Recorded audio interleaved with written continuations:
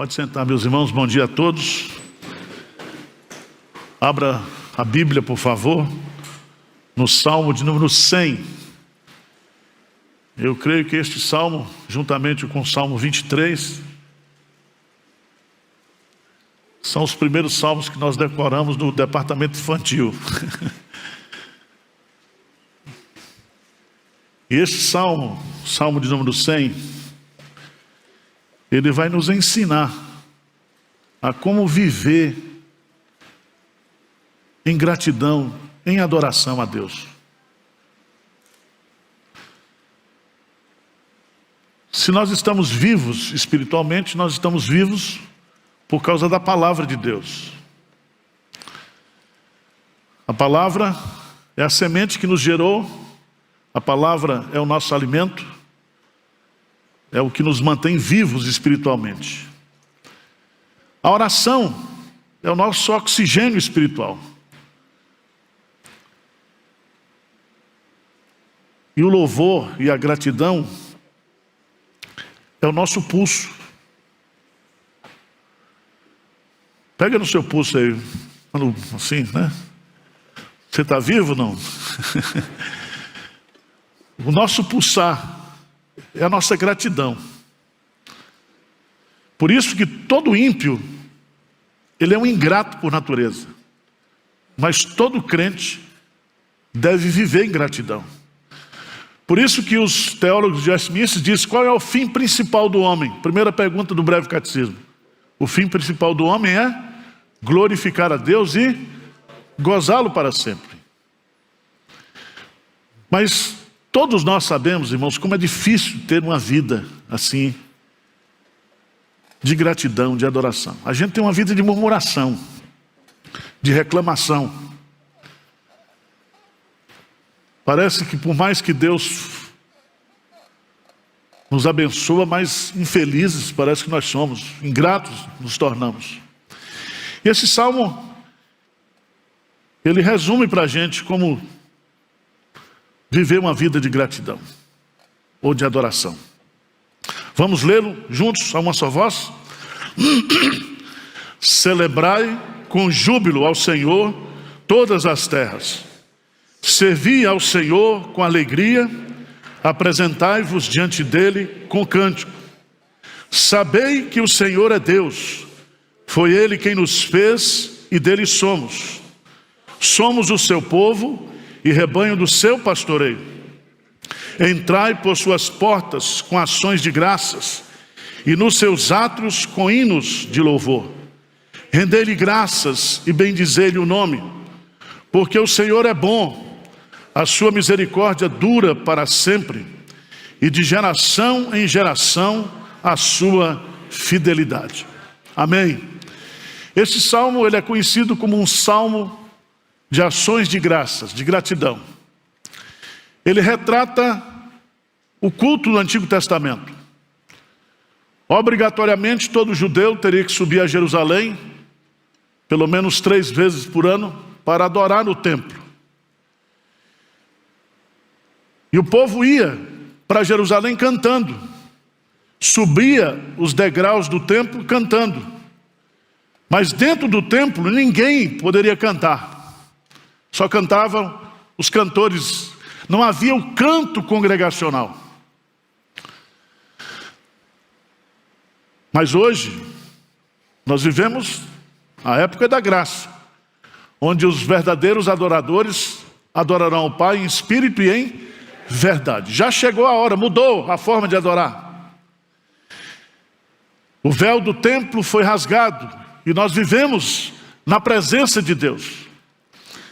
E esse salmo vai nos ensinar aqui, primeiro, algumas atividades de adoração. Segundo, vai nos apresentar 7 motivos por que a gente deve viver louvando a Deus, agradecendo a Deus. Nós aprendemos na nossa teologia da graça que nós não entramos e saímos na presença de Deus, não é isso? Nós vivemos na presença, nós estamos assentados nos lugares celestiais em Cristo Jesus. Adoração é a nossa vida, adoração é a nossa existência. Nós não entramos e saímos da presença de Deus, nós vivemos na presença de Deus. E o salmista, ele começa primeiro dizendo: celebrai com júbilo ao Senhor todas as terras. Então, esse verbo celebrar no hebraico significa gritar em voz alta. Mas gritar não de uma forma triste, não num gemido, mas ele diz: celebrai com júbilo.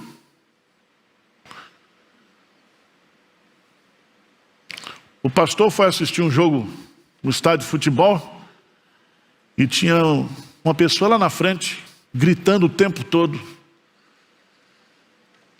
E quando faltava poucos minutos para terminar o jogo, precisava fazer um gol, e essa pessoa se voltou para trás e começou a gritar ao povo, dizendo: vamos gritar, vamos incentivar.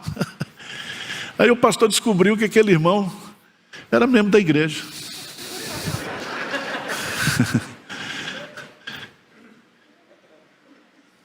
E era mesmo tradicional, só fazia oração silenciosa.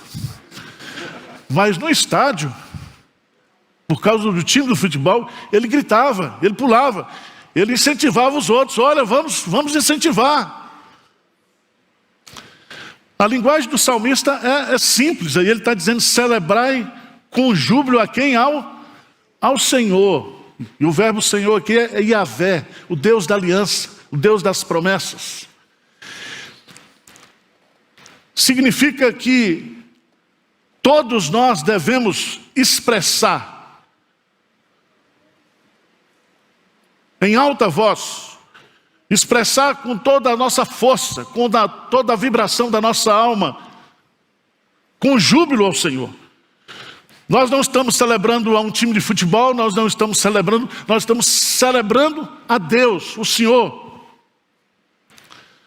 Mas em segundo lugar, a segunda atividade que ele vai colocar no versículo 2, ele diz: servir ao Senhor com alegria. A palavra servir aqui é a palavra trabalho.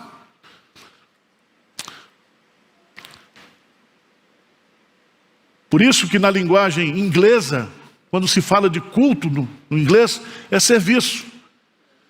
Serviço espiritual.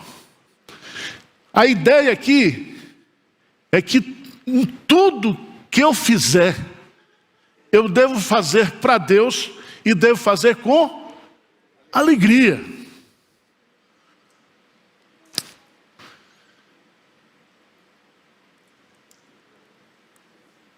Jesus Cristo disse para os seus discípulos, por favor, abra a sua Bíblia lá, no Evangelho de João, capítulo 16.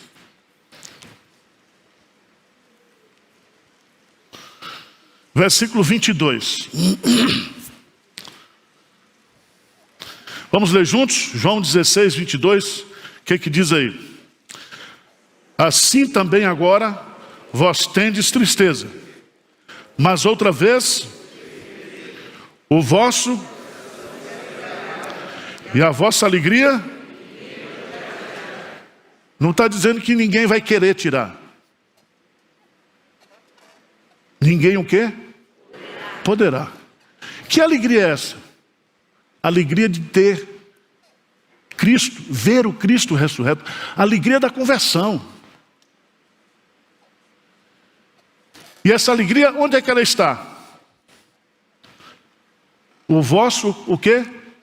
Coração se alegrará. Então veja bem, tudo que nós fizermos, irmãos, nós devemos fazer para o Senhor e devemos fazer com alegria. Gritando, trabalhando. E aí aparece uma expressão no versículo 12. No versículo 2 diz assim: apresentai-vos diante dele com cântico. Veja os verbos. celebrar, servir, apresentai-vos. O verbo apresentai-vos aqui é um verbo militar. É quando você atende à convocação de um rei. Preste atenção, a adoração para a gente não é opção, é dever.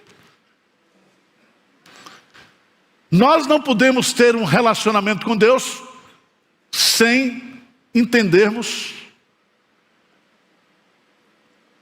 que a adoração é o nosso viver, é o nosso ministério, é a nossa vida. Dá um pulinho lá no Salmo 22. Salmo 22, versículo 3.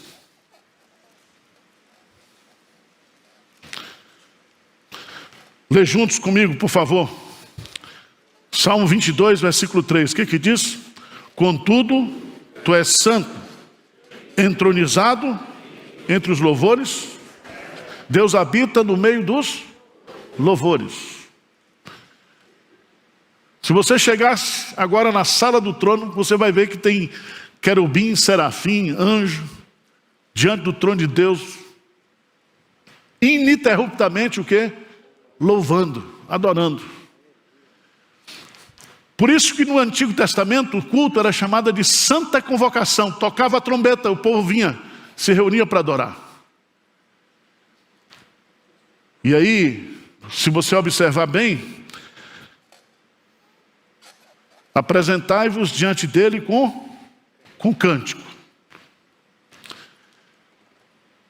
A música, meus amados irmãos, ela não é adoração. A música é uma expressão de adoração. Não é a música que faz de você um adorador. Porque você é um adorador, você canta, você louva. Mas em quarto lugar, a quarta atividade que tem aí no versículo 4, é como se o gritar, o trabalhar e o apresentar diante de Deus com cântico é a campainha.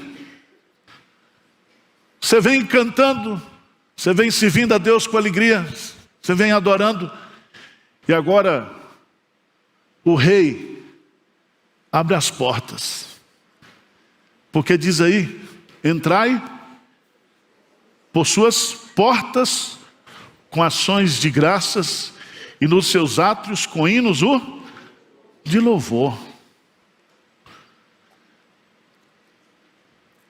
Veja bem, esquece o tempo do Antigo Testamento.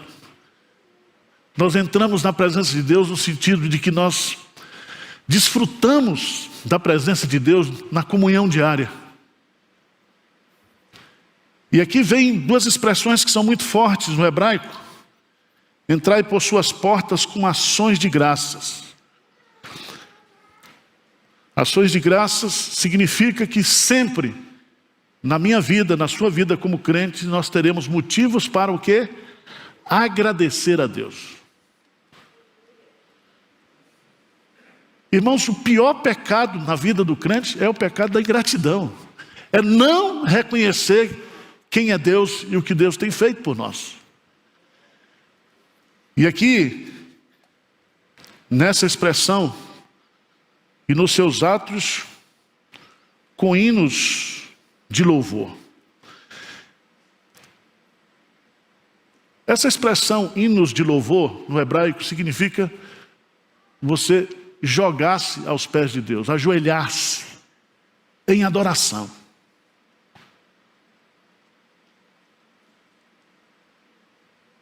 Vocês estão entendendo ou não? Isso é tão simples, mas tão difícil de viver. É ou não é?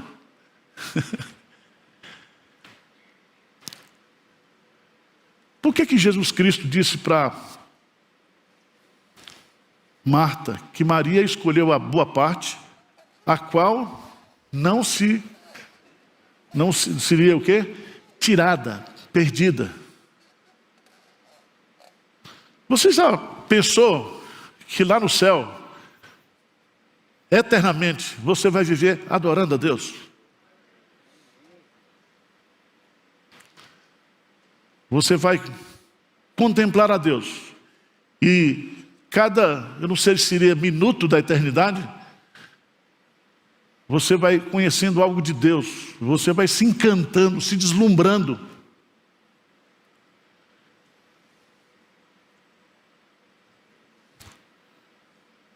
Mas, irmãos, adoração sem entendimento não adianta. Jesus diz para a mulher: vós adorais o que não conheceis. Por isso que o salmista, ele dá aí essas 4 atividades de adoração, mas ele vai dar 7 motivos. Por que eu tenho que viver assim? A primeira delas, no versículo 3, sabei que o Senhor é Deus. Olha que coisa maravilhosa. Eu não sou Deus. A minha psiquiatra diz assim para mim: pastor Arival, o senhor não é onipotente. Isso traz um alívio, sabia? Sabei, e o verbo saber aqui é algo que mexe com a inteligência, a compreensão. Ele usa aqui: sabei que Yahvé é Elohim. Lembra que o primeiro nome que aparece na Bíblia, no princípio criou Deus, e Deus ali é Elohim. Sabei que o Deus que você está adorando, Elohim, ele é o Deus o quê? Todo poderoso, para o qual não há o quê? Impossíveis. Mas esse Deus que é Elohim, ele é Yahvé. Yahvé, Senhor, é o Deus da aliança, é o Deus do relacionamento, é o Deus que conversa conosco. Então, veja, porque você sabe que o Senhor é Deus, então faça o quê? Celebre, sirva, apresente-se, entre na presença de Deus, ou desfrute da presença de Deus em adoração, porque você está na presença daquele que é o Deus Todo-Poderoso, Criador de todas as coisas. Segundo motivo, foi Ele que nos fez. Você quer coisa melhor do que isso? E para que Ele nos fez?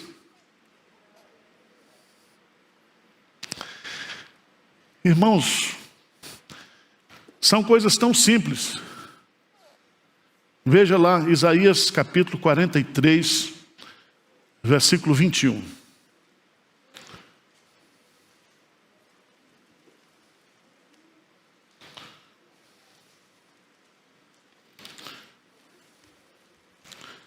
O que diz aí? 43, 21. Lê comigo bem forte. O que diz?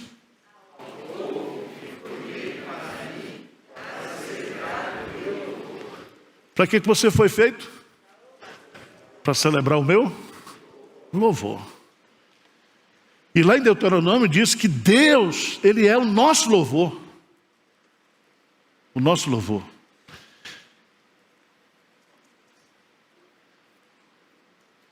Primeiro motivo, o Senhor é Deus. Segundo motivo, foi Ele que nos fez. Ele é o nosso Criador. Mas terceiro motivo, diz assim, e dele o quê? Somos. Ele é o nosso dono. Ele nos criou, mas Ele também nos redimiu. Ele não é somente o nosso Senhor, Ele é o nosso Redentor. Ele nos comprou com o seu próprio sangue. Nós somos povo de propriedade exclusiva de Deus, meu irmão.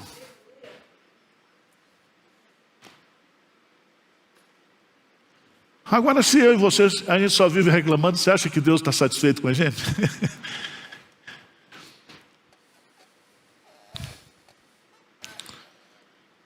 O Senhor é Deus, foi Ele quem nos fez, dele somos. Mas em quarto lugar, somos o seu povo. Somos o seu povo. Povo escolhido, povo separado.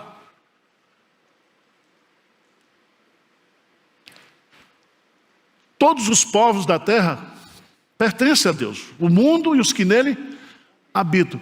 Mas nós somos um povo específico, especial.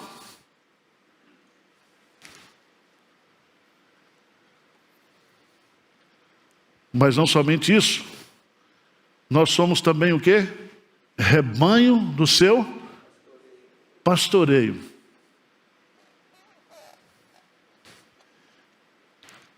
O que significa isso, meu? Salmo 23, você tem que ter uma vida de adoração, porque Deus é o nosso pastor e nada nos faltará. Ele cuida de nós. Ele nos alimenta, Ele nos refrigera, Ele está conosco, ainda que eu e você ande pelo vale da sombra da morte. Bondade e misericórdia certamente seguirão todos os dias da minha vida. Ele é o meu pastor, Ele é o nosso pastor, nós somos ovelhas do pastoreio dele. E o verbo pastorear aqui é maravilhoso, porque se você pegar lá em Ezequiel, você vai descobrir que ele é que vai atrás da ovelha perdida, ele que sara, ele que cura, ele é que conforta, ele é que consola. Ou seja, tudo que um pastor pode fazer de bom, Deus faz por nós.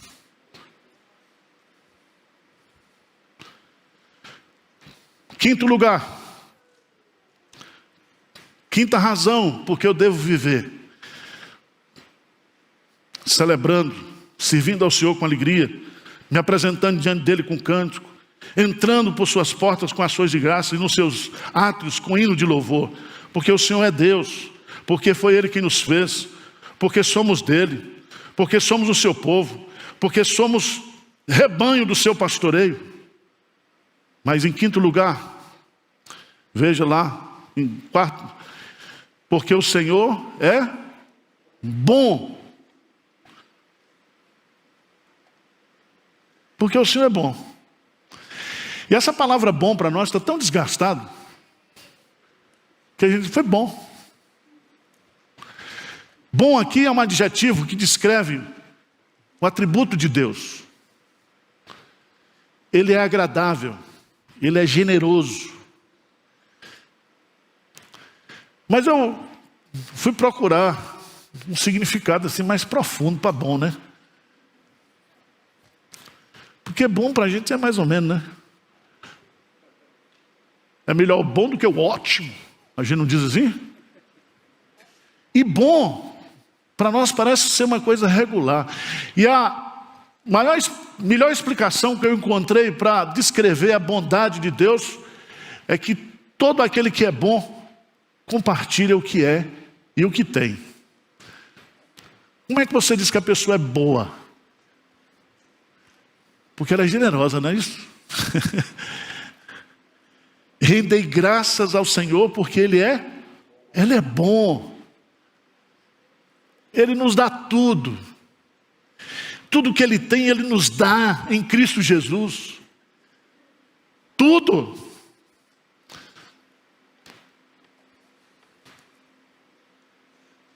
Você já pensou nisso?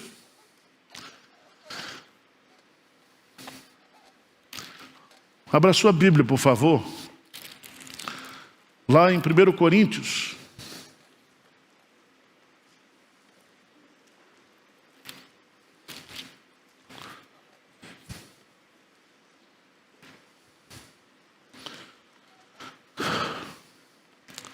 Versículo 21 a 23 do capítulo 3. A gente reclama muitas vezes porque está faltando isso, está faltando aquilo. Não tem isso, não tem aquilo. É assim? E você diz, Deus não está sendo muito bom comigo não. Está sendo bom com o outro, mas comigo não. Veja o que Paulo vai dizer. Paulo diz aí, 1 Coríntios 3, 21 a 23. Portanto, ninguém se glorie nos homens, porque tudo é vosso. Seja Paulo, seja Apolo, seja Cefas, seja o mundo, seja a vida, seja a morte, seja as coisas presentes, sejam as futuras, tudo é vosso, e vós de Cristo, e Cristo de Deus. Tá bom ou quer mais?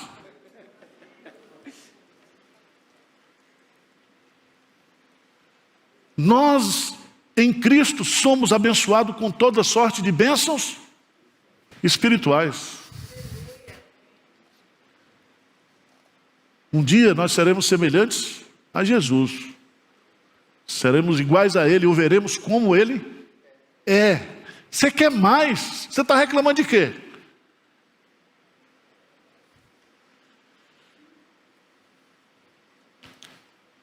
O Senhor é bom. A quinta, a sexta, diz assim: a sua misericórdia dura o quê? Para sempre. Aqui, na língua hebraica, misericórdia é traduzido muitas vezes por amor. Significa que o sentimento, se Deus é bom, Ele é bom.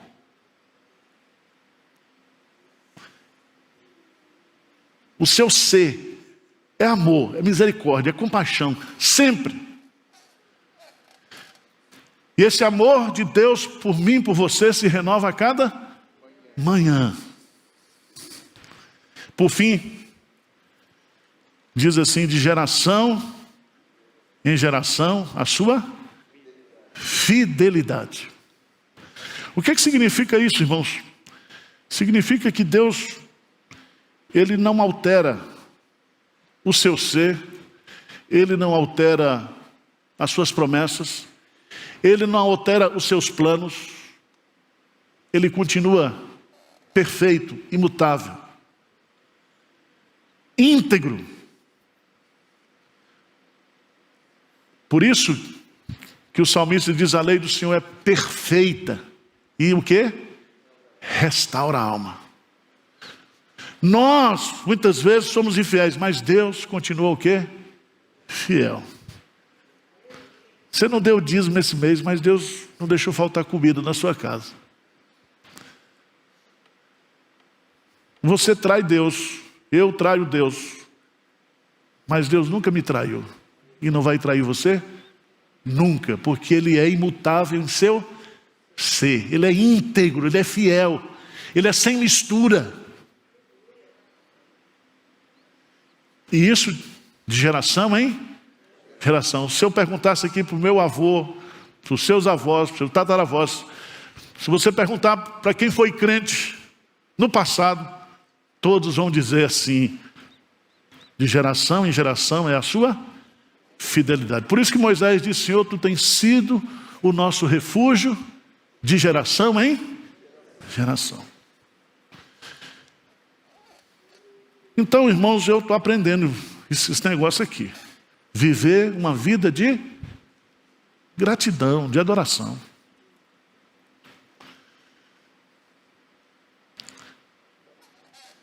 Para que isso aconteça, eu tenho que celebrar com júbilo, eu tenho que servir com alegria, eu tenho que me apresentar diante de Deus com cântico, eu tenho que entrar na presença de Deus sempre com hinos, com gratidão. Uma nota de rodapé aqui, só para...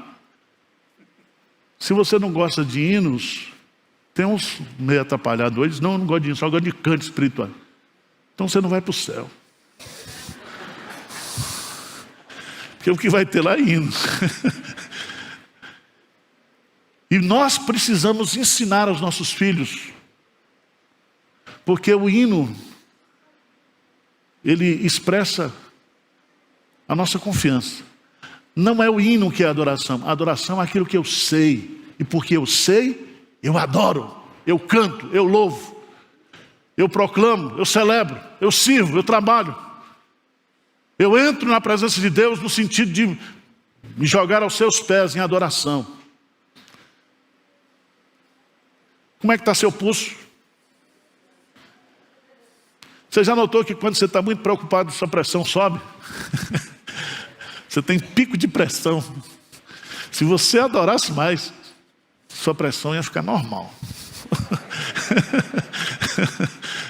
A gente fica preocupado, ansioso. Dores, eu tenho dores, eu não tenho enxaqueca, mas tem dores terríveis aqui. Já fiz de tudo, tai chi chuan, agulhinha. Agora eu vou começar a louvar, vai começar a doer. Vocês entenderam a mensagem? Então vamos ficar de pé e vamos louvar a Deus. Faça o exercício dessa semana. Não reclame. Tenha uma vida de gratidão, de louvor na presença de Deus. Com alegria, tá? E no 11, santo, santo, santo. Aproveitando, nós vamos consagrar a Deus os dízimos e as ofertas. Porque enquanto a igreja não foi arrebatada, tem que pagar a conta. É aqui na terra, né? Vamos lá.